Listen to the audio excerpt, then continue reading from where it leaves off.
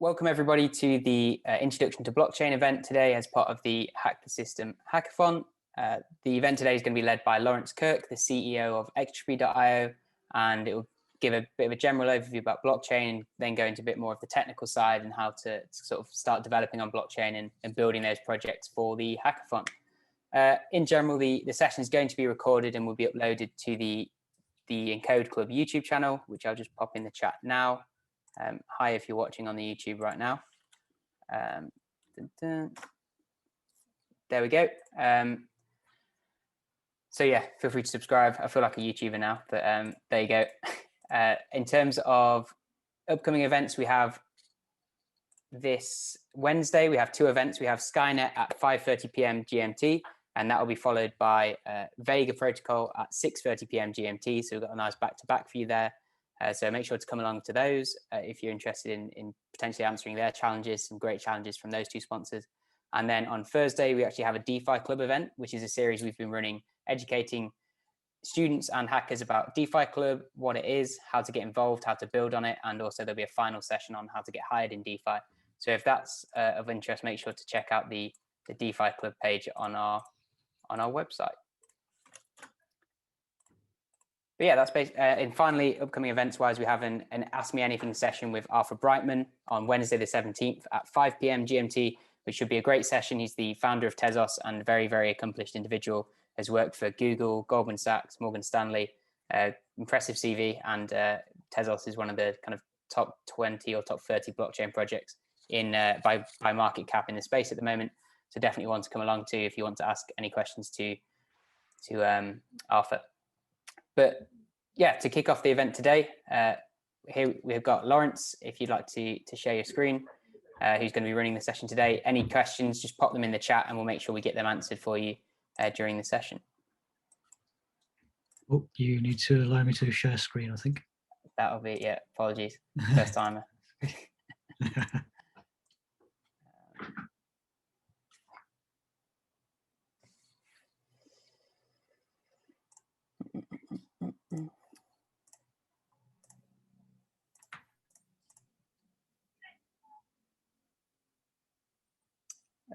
Does that work, Laurence? It does. Yeah, great. Thank you. Fantastic. Okay. Let me make that.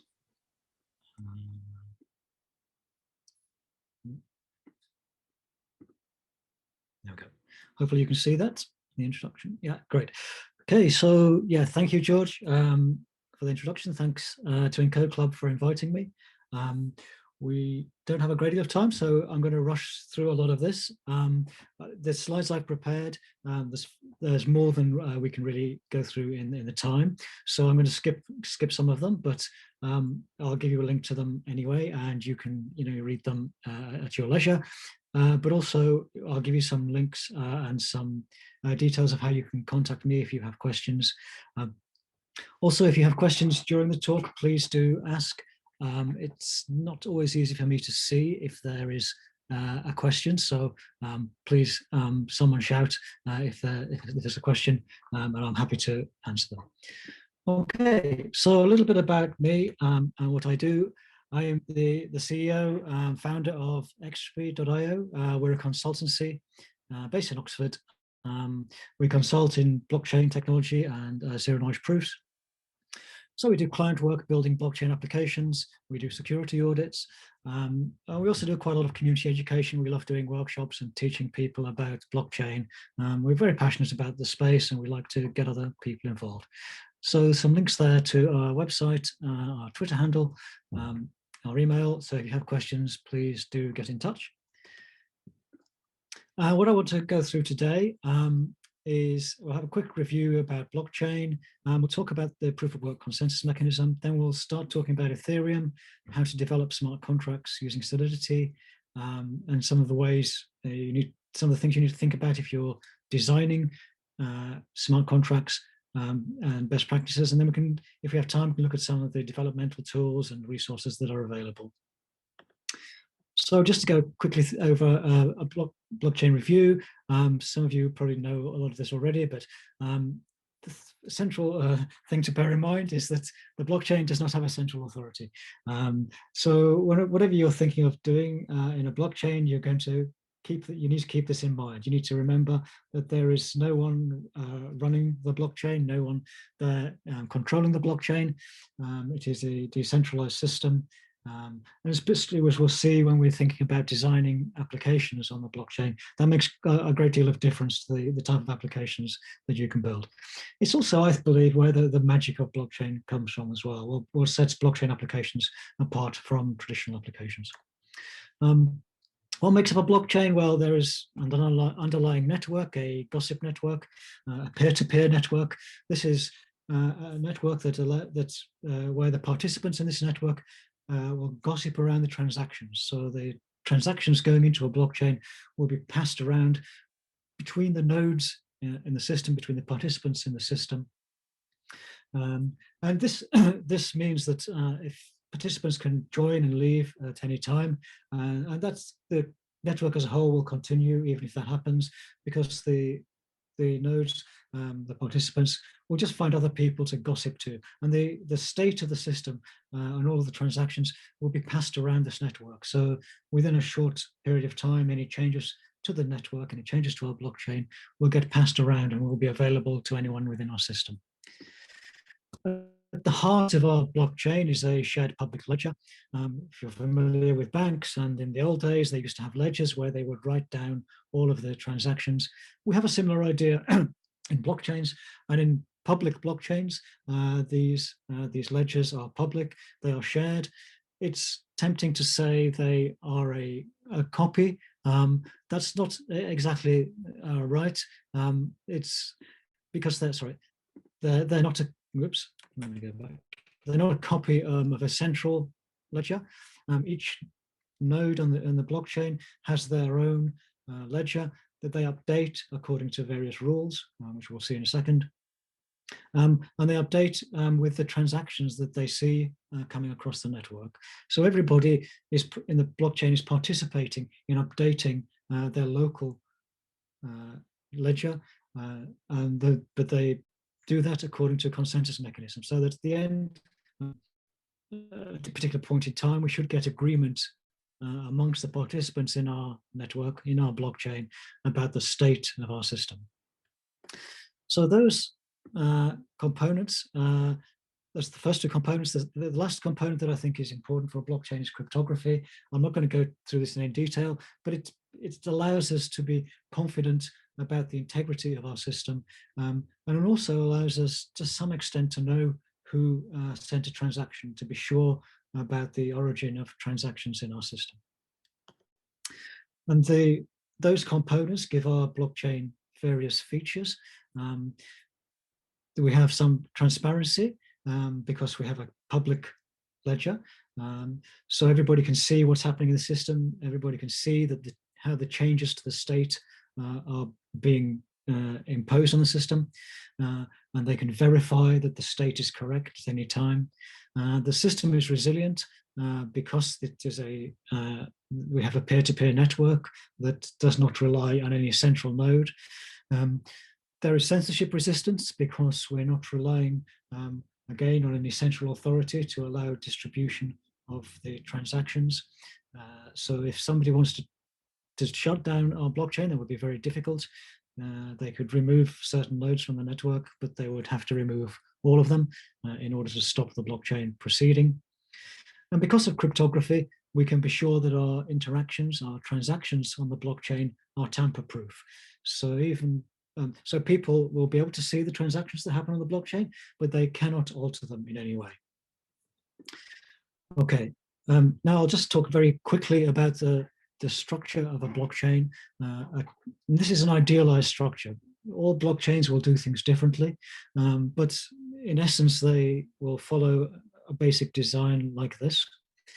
So they are composed of a number of blocks. They start at block 0, which is called the Genesis block, and then every so often, maybe every 10 minutes in the case of Bitcoin, a new block is produced, and we'll look at how that is done in a second. These blocks are produced and added to our chain.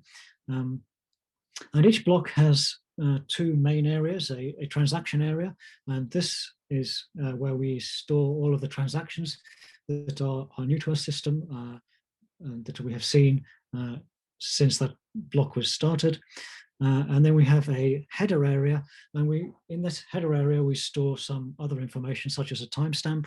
We store a fingerprint of the transactions that are in our blockchain, so this helps with ensuring that our system is tamper-proof. And then we also have a fingerprint of the previous block header in our system, so that the header in the previous block, we store the fingerprint of that. And it is this storage of information from a previous block that creates the chain in our blockchain. And the way that this adds security is that if someone came along and tried to introduce a block into our system and said this was, say, block number 2, and you were unsure whether this was a valid block number 2 or not, you could follow back this chain of fingerprints through the blocks and check whether all of these fingerprints of the headers, check whether they all match. And so if somebody was trying to introduce a false block, maybe because they've introduced an extra transaction into the block, what they would have to do is they would have to change that block, but also to make the whole system consistent, they would have to update every block since that time. So this increases the amount of work that they would have to do if they wanted to try to change our blockchain. And as we shall see in a second, that amount of work has a real world cost. In Bitcoin, for example, it has a real world cost in the terms of energy, because producing a block involves a great deal of computation, which involves a great deal of energy, which means you're paying a lot of money to produce a block. So we're relying on economic incentives to provide the security of our blockchain. Okay. Do we have a question? Yes, okay. We have one. Yes, okay. So how do nodes of the network know about each other, and how do transactions to be verified get advertised? Okay, well, I'll come on to that now with this diagram. So if you imagine these dots represent nodes upon our system. They've connected themselves to each other. So that was the first part of the question, is how do they know about each other? Well, when you start, say, a node on the Bitcoin network, what it will do is it will have within the node software, it will have a list of nodes that it already knows about. So we'll have some addresses of nodes that are already on the system. So what it will do is it will originally go and try to connect to them. And from that point, they can also tell that node about other nodes on the system. But also, if you've already been on the system and your node stops and then rejoins the system, it will also try to connect to other nodes that it knows about. So it will try to connect to nodes it knows about, or failing that, it'll try to connect to some hard-coded addresses that are on the system. And then once it has connected to a number of nodes, those nodes will pass transactions around. They will gossip transactions around, and they should do this freely. So there is an incentive to do this. So if once you receive a transaction, you're incentivized to pass it on and give out as much information as you receive. Because if you don't do that, if you're seen as being selfish and not giving information when requested, people may drop the connection to your node. So you may end up being isolated on the system. So a well-behaved node will receive transactions and then pass those on to the nodes that it knows about. If it finds that a node is misbehaving, sending it false transactions or whatever, then it can drop that node and flag that as a malicious node and refuse to connect to it again. Okay, so if we imagine, so this is our network. We're starting with a block here, this blue block, which represents the latest block in our system. And it's important to know, to realize that the state of our system at any one time is absolutely defined by what is in the blocks. So there is no, as we said, there's no central authority. So the absolute truth about our system is just what we have within these blocks. And if you don't like what's in the blocks or you don't agree with it, well, I'm afraid that's hard luck, because our system runs only on that absolute truth. And what's in the blocks is the truth about our system. But let's imagine this state. So we have this blue block, that's the latest one, and Alice has decided to send a transaction into the system to maybe spend a Bitcoin. Maybe she's going to send it to Bob. So she sends a transaction off to a node on the system, and that's a well-behaved node, and it starts to gossip this transaction around. So this transaction will get propagated throughout the network until at a certain point it will get picked up and put into a block. This is the yellow block. And this block will be produced by a particular node on our system. And then this block will also get passed around our network. So all of the nodes will pass this block around. So eventually, and hopefully in a very short period of time, everybody within our system will have the latest block. Now, one question about the transaction.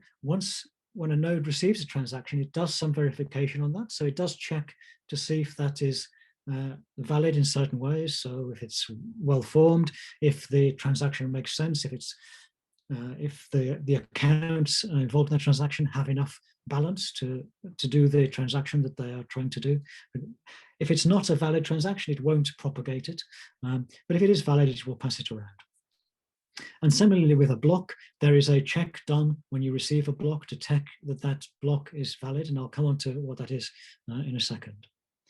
But that is how our blockchain proceeds. We get transactions being propagated, and then they'll get picked up, put in a block, and then that block gets passed around and becomes the latest block in our system. And over time, we get more and more blocks being produced by different nodes in our system.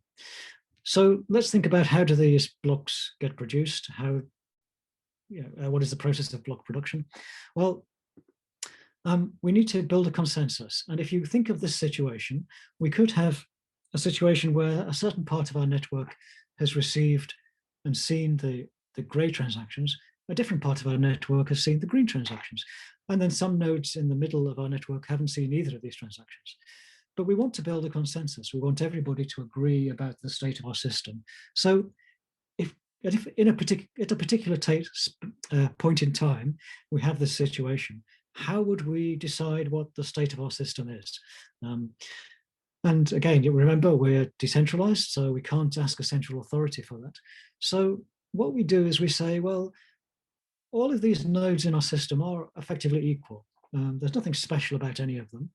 So why don't we just pick one of these nodes at random at this particular time and say, we'll take your view of the system at that particular time, and whatever your view of the system is, we'll accept that that is the latest state of the system.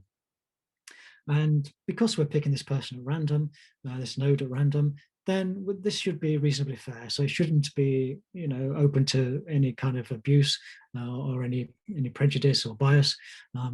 So we just need to make sure that the person picking creating the block, effectively giving the view of the system at that time, we just need to make sure that that is done at random and passes around between a large number of nodes on the system, which is fine. But then we hit our second problem because we don't have a central authority. So how do we pick this node at random to produce the block? And the very clever way that this is done is using a consensus mechanism called proof of work.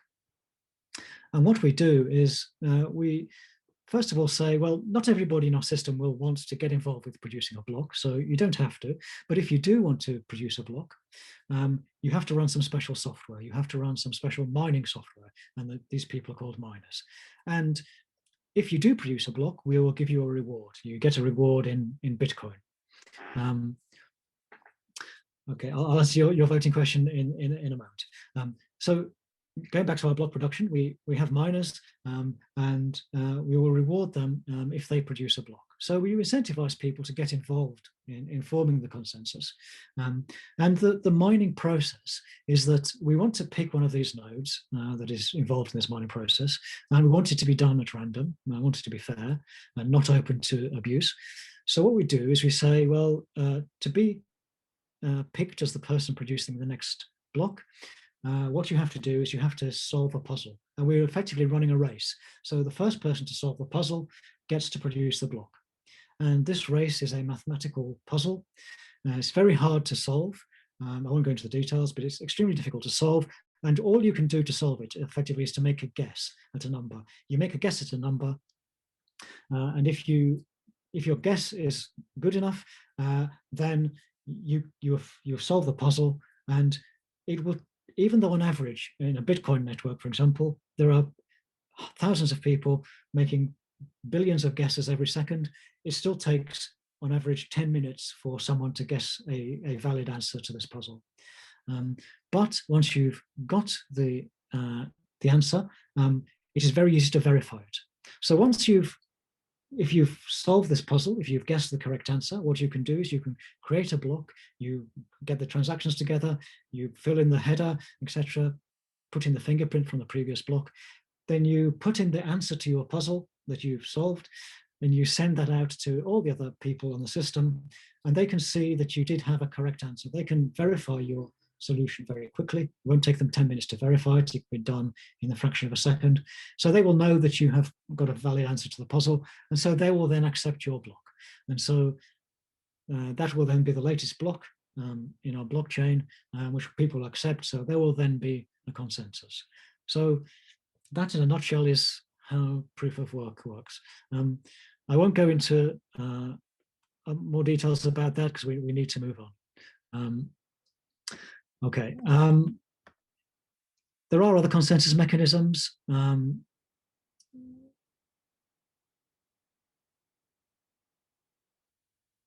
So just to answer that, I'll come back to the voting system in a moment when we talk about applications, but we've got this question about blocks and how do they know to build on the chain. So if you look at this diagram here, we can get splits in the chain. So the time is passing from left to right here. So everybody agrees with the blue block and the yellow block. And these have been proved as valid, and everybody will have accepted those. If we do get some blocks being produced at the same time, then, for example, the red and the green block, then there is a heuristic, a rule of thumb of how we pick which one of those we will accept. Now, they could have different transactions in them, but all of the transactions are kept for a while. So even if the transaction, there's a transaction, for example, in the green block that is not in the red block, and we pick the red block as being the latest valid one, then it will be that transaction will get picked up in a later block. So it will get picked up, say, in the beige block or in the pale blue block. So there will never be any data loss. There'll never be any transactions dropped, but it may be that they will end up being in a different block. So here the green block will be dropped, the red block will be kept, but the transactions involved in these blocks will get there eventually. Yeah. Okay. There are different consensus mechanisms as well as proof of work. Some links to there. I won't go through, just to say that Satoshi Nakamoto really brought all this together when Bitcoin was invented in 2008, 2009. We don't know who he is. It's not the photo of that person there. That's Dorian Nakamoto. So yeah, if anybody knows who it is, please let me know. So let's go on to Ethereum, and we can talk about a voting application, because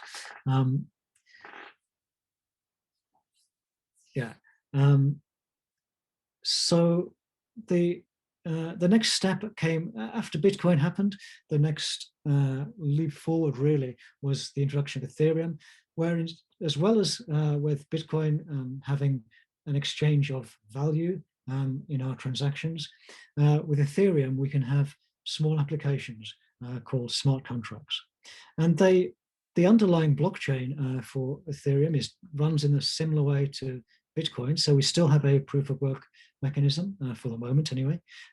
We still have the idea of transactions and have blocks being passed around, but every every node on the Ethereum blockchain has a virtual machine running on it. And this virtual machine can run applications, so small applications called smart contracts. And these smart contracts are what are passed around in transactions, as well as calls to functions in these contracts. So if Alice wants to create a smart contract, she will write this herself. She'll write it off chain and then submit it to the Ethereum blockchain as a smart contract. It gets passed around as a transaction in a similar way to our Bitcoin transaction. And then it gets picked up and put in a block, and that block gets passed around. But eventually everybody in Ethereum will get a copy of that smart contract. And so they will then be able to run that small application that Alice has created. And then if somebody wants to run a function in that, use that smart contract, they would create a transaction, and that transaction would get passed around the Ethereum blockchain, and that would use the application, the smart contract. Okay. The Ethereum virtual machine, I won't go into the complexity about it, but it is quite restricted in what it can do. So when we run an application, when we write these smart contracts, we are restricted in what we can do. Just to go over these restrictions very quickly, we are restricted in what's called gas. So this is the amount of computation that we can do in a smart contract.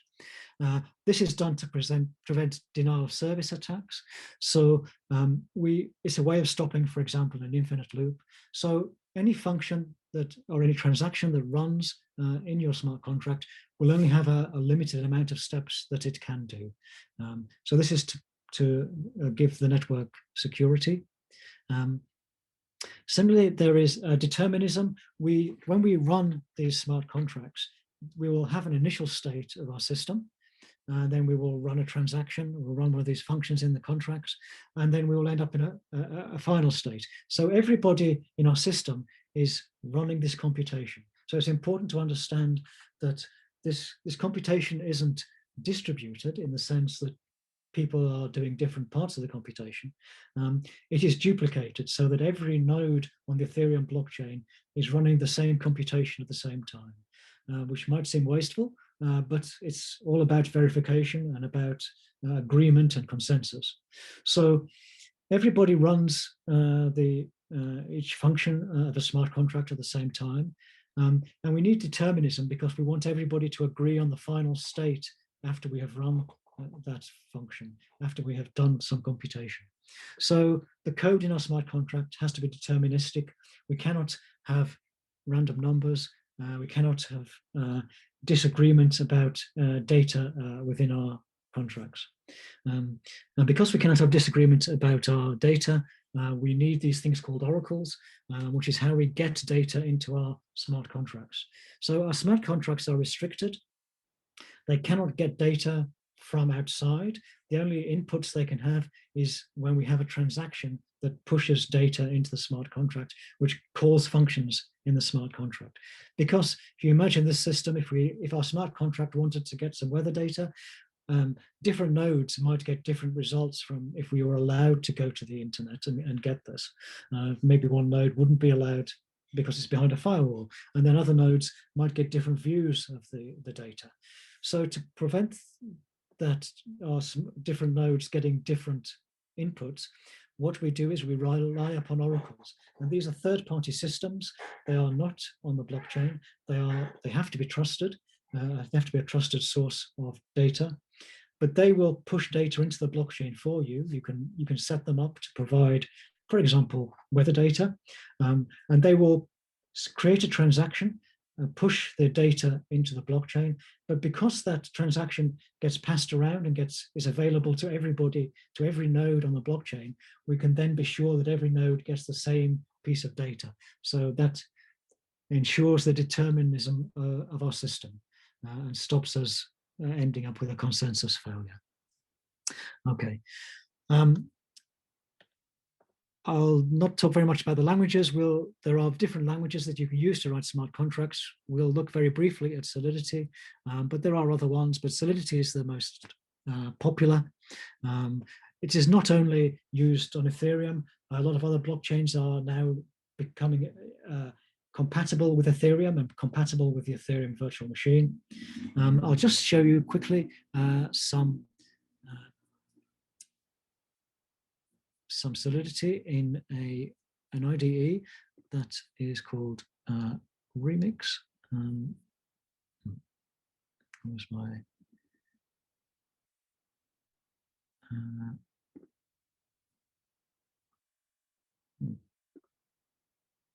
Okay, I'm gonna have to share all of that for some reason. Hopefully, can you see that? Can you see my browser there? Yeah. Okay, so this browser is a Solidity development environment. It's called Remix. It's the easiest way to start smart contract development on Ethereum. It's good because it's, well, you don't need to install anything. You just type in remix.ethereum.org and you will get the environment. What you need, there's some different areas, so I'll just go through those quickly. On the very left-hand side, we have there's some buttons, and at the bottom is a little plug. This allows you to add different functionalities to Remix, so add plugins. The ones you need, the ones I've got, Solidity Compiler you definitely need.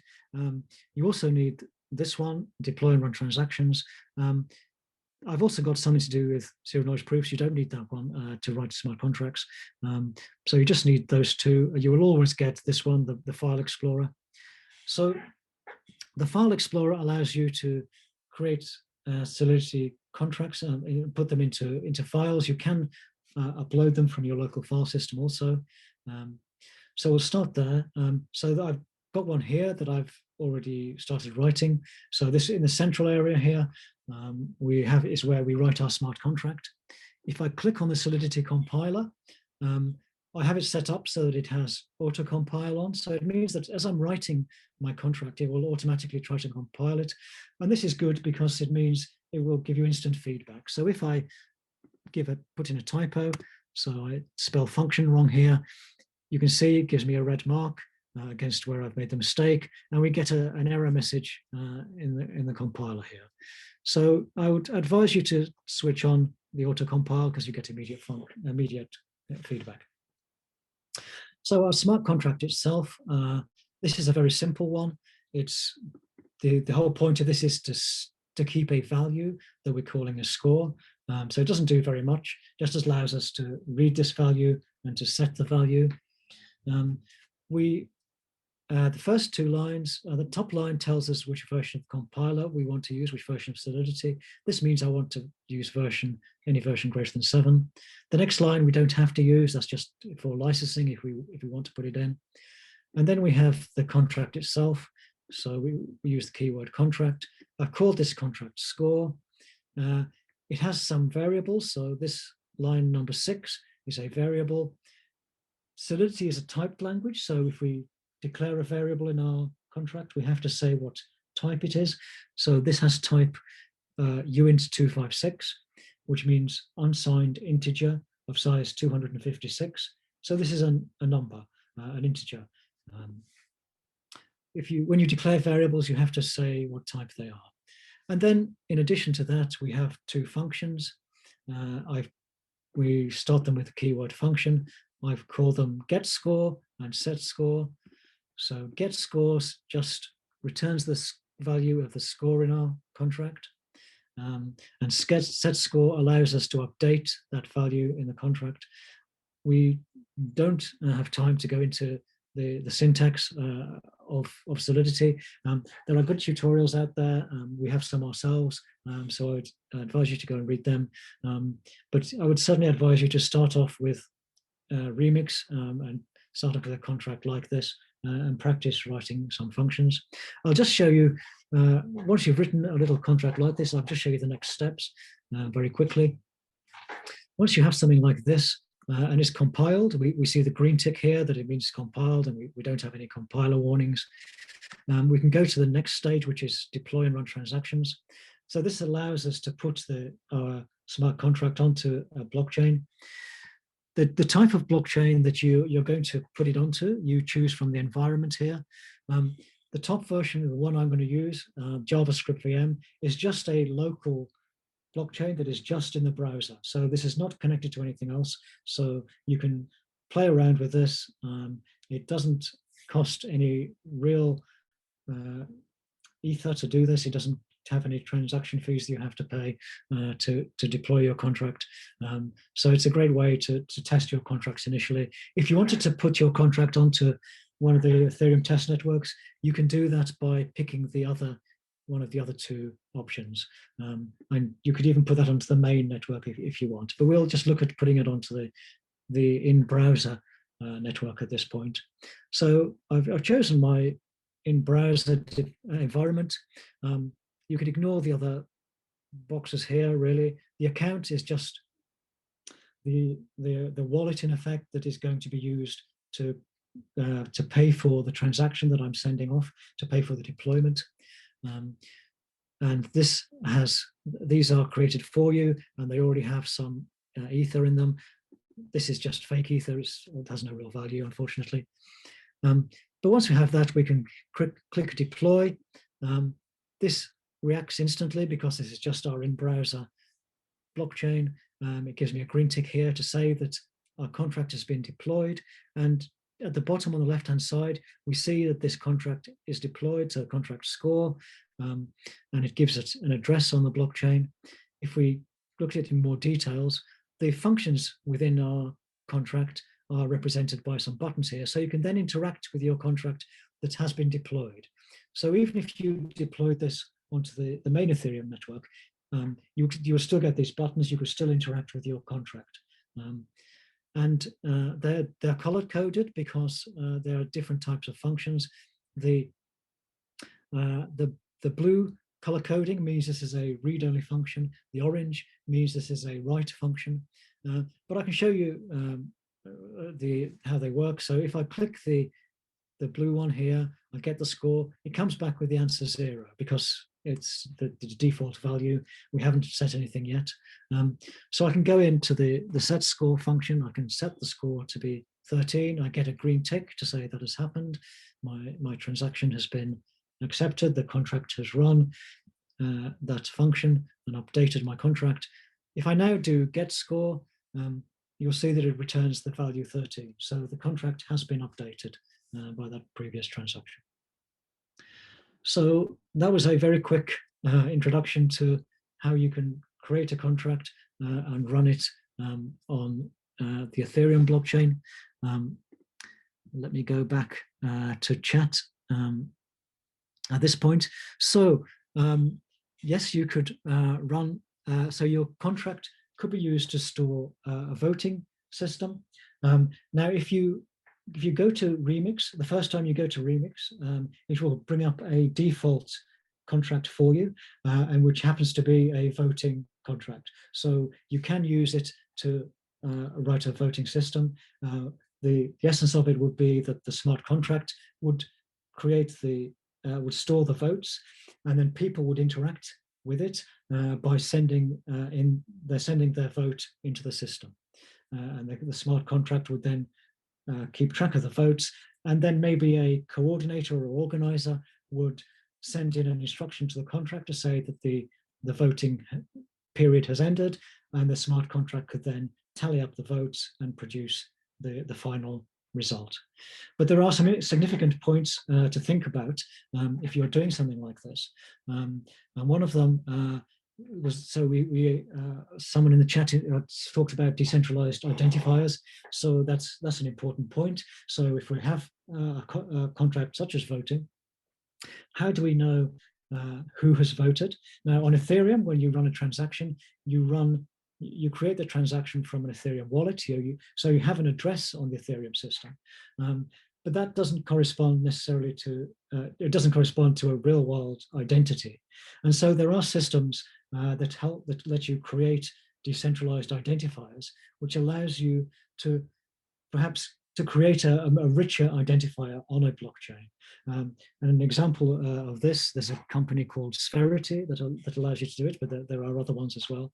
And these will allow you to create aspects of your identity and associate those with identifiers that are on the blockchain. So that you could, for example, if you wanted to put some of your details about yourself, maybe your driver's license, you could put that on the blockchain and associate that with your Ethereum address.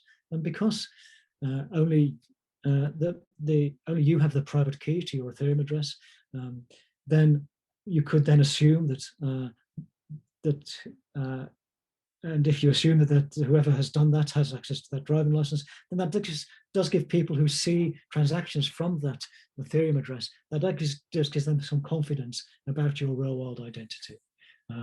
But that whole area is quite complex and is more than I have time to go into this evening, unfortunately. Do we have more example code? Certainly. We have lots of examples on our website. We have a website. If you go to xtrp.foundation, there are lots of tutorials there. We also have a game for people to play, a capture the flag game, which involves you solving puzzles in Ethereum. So please go and try that. I should mention as well, let me get on to a little bit about design, actually. I'll go back to my slides here. Yeah, so I'll just stop sharing that and go back to my slides. Yeah. Because I want to talk a little bit about design. Oh yeah, so there's a link to our Solidity tutorial, where I go into more detail about the Solidity language. Design is important. We touched upon this quickly. We talked about voting. I'll just mention this in the context of a game. If you were playing a game like rock, paper, scissors on the blockchain, this would be quite trivial to write this game in a traditional system, on a centralized system, because you have, you have some central server that can control the application. On a blockchain, we don't have that, and that causes problems. And you have to really change your way of thinking when you're designing applications on the blockchain. And we can illustrate this with the simple rock, paper, scissors game. If you imagine somebody wrote a contract to do rock, paper, scissors, and then that was sitting there on the Ethereum blockchain, and Alice and Bob are playing this, and they're playing it by sending in their turns. So Alice perhaps would send in her go, which she would send in rock as what she wants to play as her turn. And she would send that into the smart contract. But an important thing to realize is that transactions on the Ethereum blockchain are viewable by anyone. Everything, all the data on the Ethereum blockchain is viewable by anybody who wants to see it. There's nothing private there at all. So Alice can play that, make her move, can play rock, but Bob will be able to see that. And so he will know what move she's made. So he will then be able to put in paper, confident that he will win. And the contract will say, okay, yeah, you won that round, here's your prize. And that may seem trivial and perhaps something that wouldn't happen, but people did write this. There was an example of this. And in fact, there was a gambling application in the early days of Ethereum that had exactly this thing. So people did write this, and it was trivially easy to cheat on this, because people can see transactions. I won't go into how you solve this. There are ways on the slide, so I'll let you read those for yourself. But that's the kind of thing you need to think about when you're designing applications on the blockchain. It is very different from designing centralized applications. And similarly with voting applications. If you design a voting application where people will be able to see your vote, so if you want that vote to be secret, you need to think about how you would design your application to maybe obfuscate the vote, or there is a lot of technology coming up around there's some particular things with zero knowledge proofs that would help in that area. But it is much more difficult to write a decentralized application because of issues like this. Another aspect is security. There have been many famous examples, and there are a lot around at the moment, of applications on the Ethereum blockchain that have failed and that have been exploited for a great deal of money because people have not been careful enough about how they write their applications. There are some good sites out there to help you with this. So there's a link there to best practices from Consensus. I won't go through those, we don't have time, but please do look at those when you're writing applications. There's another link there as well. Something else I would recommend is to use existing code. So the Open Zeppelin project has written a lot of the common contracts that you would want to use. So I would really recommend you look up Open Zeppelin, go to their GitHub repo and use those existing contracts. They have been audited. Lots of people have seen them and have verified they're correct. So don't reinvent the wheel. Use code that's already there, and you can import their code directly into your contracts. So you'll get a lot of functionality up front. It really does bootstrap a lot of things. They have a lot of different areas as well that will help you. Things like ownership of contracts and access control is all about adding security to your contracts, who can call various functions. They also provide contracts for common tokens. So if you want to write your own cryptocurrency, it's trivially easy. There's a couple of lines of code if you're using these Open Zeppelin contracts, and there are different type of contracts. There are cryptocurrencies. There are also things called NFTs that are very popular at the moment. That's the ERC 721 I've listed there. Again, just very easy to write these from Open Zeppelin. So please use those, because you're using tried and tested software. So you can be confident that your code is safe. And they have lots of other useful utilities as well. Once you've written your contract, that's only half the story. You then need to interact with it from some external source, perhaps from some website, or maybe from some decentralized application running in a wallet. The way that you do that is through Web3 libraries, and these are written in a number of languages. The most popular ones are in JavaScript, so there's Web3.js, but there are other languages. You can choose Java, Rust, .NET, all sorts of things. We don't have time to go into that today. If you want a tutorial, we can do a tutorial all about Web3. We're happy to do that. One of my colleagues has a great tutorial about that. So if you want that, please let us know. We're happy to come back and do that. There are also some good development tools out there. So once you've got used to smart contract development, I would recommend something like Truffle. It's a great way of getting your productivity, to increase your productivity. It allows you to automate things like unit tests. But before you start using it, you do need to understand how smart contracts work. So I would start off on Remix and then move to Truffle. The question about the company that allows DIDs, that is Spherity, a great company based in Berlin, I think.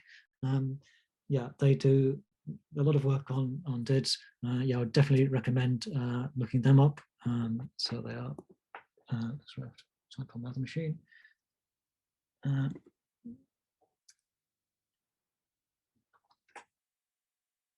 Oops, can't type. Yeah, so Spherity.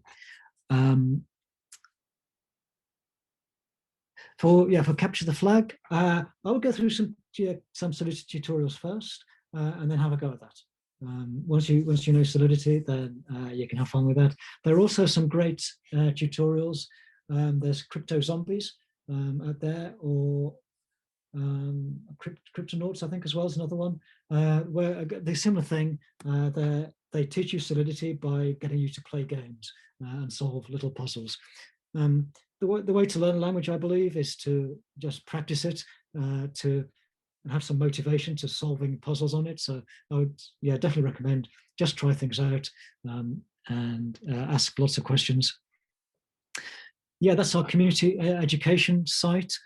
So we have tutorials there. We have some videos. We have articles about all sorts of subjects, a lot about DeFi. Also, we love zero knowledge proofs, so we have lots of articles about that. So please have a look at those. Give us some feedback if you find those useful. And that's it. I did rush through that. I apologize for the speed. I wanted to leave plenty of time for Q&A. These slides are at that address. Let me put that into chat as well, if I can. Oh, oops, no, I can't copy, but yeah, that's the address if you want these slides. But please also do get in touch if you have questions, or if you want us to do a follow-up tutorial, about Web3 or more about Solidity, we'd be happy to do that. Question about creating your own tokens. Yes, yes, on Remix, it is very easy indeed. If you use the Open Zeppelin libraries, it is just literally one line of code to create your own currency. An NFT is similar. You just really have to plug in, the name of what you want it to be, how many that you want minted up front, and that's it. Now you can deploy it to the mainnet. It really is that easy. So yeah, definitely have a go at that. But then you can customize it. So you can use it as a starting point, and then you can add in more functions to alter the behavior of your token and change how it will, how it can be used, or what you can use it for. Yeah. But please ask more questions. We've got plenty of time to answer more. Oh, okay. Agriculture, right. Okay. Do you want to type out your question, Adil, about blockchain and agriculture? Just in the meantime, here's a link for everyone about the hackathon in general. If you're not already participating in the hackathon, there you can find more information about the structure, the deadline dates, and the sponsors and their challenges as well. I think we have another question, Laurence. Yeah, so how do we see? Yeah, great question. There's a great website called etherscan.io.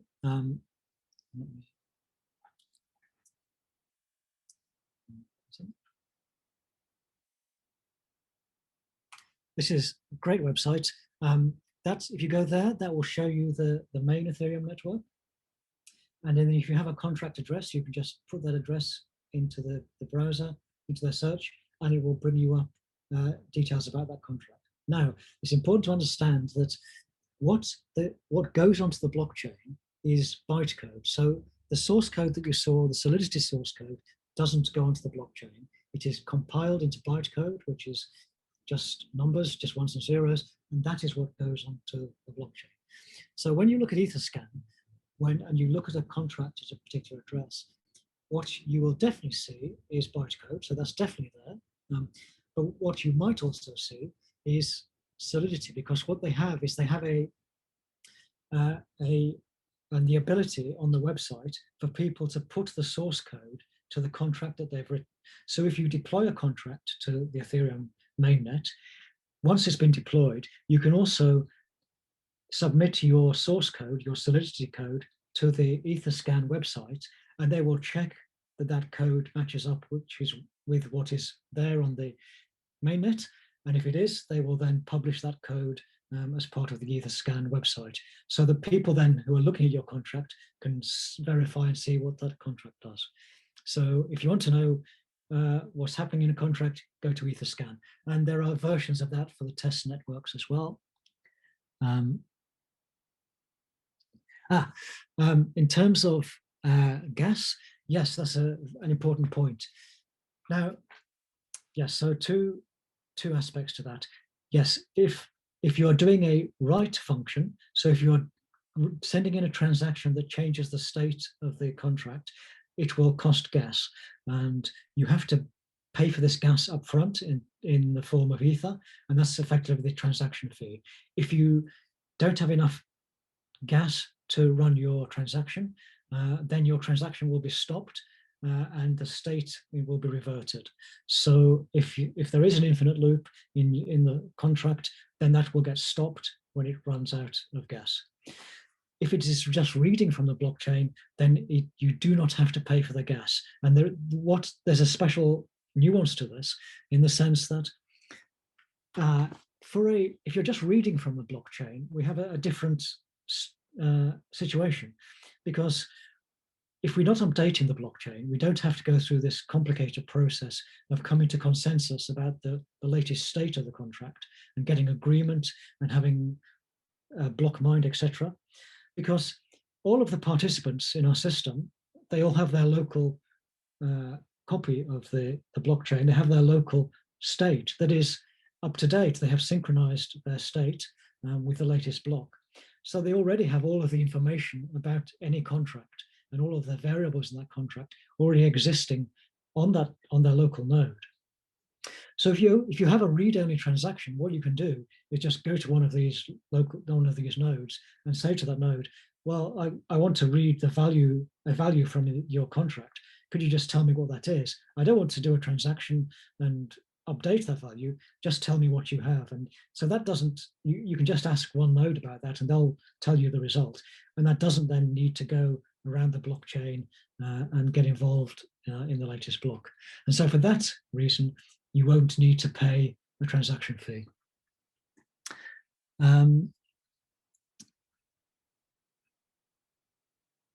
Okay, so asking about the virus. So we don't all of the smart contracts that are accepted. Once you've deployed it, it cannot be changed. So there's no question of anybody hacking your smart contract. So to that extent, they couldn't do that virus. And they depends what you mean by virus here. So it is possible when you write your smart contract to have a bug in your contract. And if you do, then yes, that could have bad consequences. But there is no way for the route that these smart contracts pass around the system is well established. And you have to pay if you when you deploy your contract and you want to have it accepted by the Ethereum blockchain, that involves a transaction for which you have to pay a transaction fee, which is quite large because you're putting quite a lot of information onto the blockchain. So it's not something you can do for free. And that smart contract that you put there is very separate from the other contracts. It can call other contracts, but it cannot, and it can even create contracts, but it cannot to create the contracts, it would need to pay for those with transaction fees. So you would never get a situation where you could sort of multiply and send out lots of smart contracts to the network, kind of an out of control. You would always have to have someone sending in a transaction to create a contract. And to do that, they would have to pay a fee. If they don't have enough fee, they wouldn't be able to create that contract. So it would limit the ability for anyone to do a virus in that way. Yeah. Or transactions, it's a similar thing. So if you want to send a transaction, you have to create it. It has to come from a wallet, and it has a real world cost. And that cost at the moment on Ethereum is very high. So even doing a very simple transaction can cost $25. So it wouldn't be worth anybody's while to send out any kind of malicious transaction. To do that, it would just be much too expensive. Yeah. I think there was a question earlier from Cedric, which was, what are the real world examples of oracles, and don't they limit the idea of decentralization? Yep, good question. So yes, they do limit the idea of decentralization because they are not centralized. They are centralized, sorry, to some extent. They do require trust, and some examples. So one of the oldest ones is Oracleize, and it's been set up in a way that it does have some cryptographic assurances that the information you are getting hasn't been tampered with, but it does require trust, and it is not on the blockchain. It is a centralized entity that you have to trust. There's not a more recent one, Chainlink, is a similar thing. So they do rely on people setting up link nodes to provide oracles, but again, you do have to have trust in the people that have set up these nodes. So yes, it does go against to some extent the idea of decentralization, but it is necessary if you want to get data into your contracts, because your contract cannot initiate a request to the outside world to get data. Yeah. Awesome. I think that is the last of the questions, unless anyone has any final minute ones. Thank you very much, Peter, for that that answer as well. But yeah, generally, thank you very much, Laurence. That's fantastic, and enjoyed the code demonstration as well as the great answers to all the questions.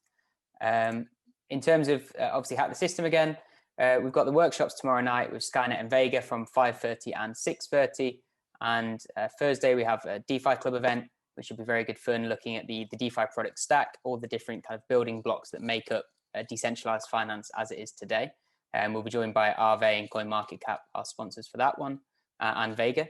And then on Wednesday the 17th, we have an AMA with Arthur Brightman. So make sure you come along to that and asking some great questions. But thank you very much, Laurence. It's been a great event, and thank you everyone for attending and your questions in the chat. I'll make sure to get the video and the slides that Laurence mentioned, and hopefully any other links up tomorrow, and share those in the Discord. But other than that, thank you very much.